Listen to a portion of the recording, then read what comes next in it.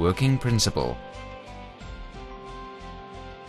The Flymo Robotic Lawnmower 1200R operates completely on its own and mows the lawn independently. When required, it automatically returns to the charging station. A boundary wire defines the lawn area to be mowed, and a sensor in the robotic lawnmower ensures that it remains within this area. It works by mowing the grass in a random pattern.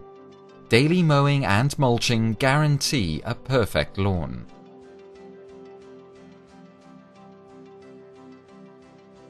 As the robotic lawnmower has a collision sensor, some obstacles do not require a boundary wire. The Flymo 1200R tackles inclines up to 25% and also mows during rain. It works quietly, saves energy, and is emission-free.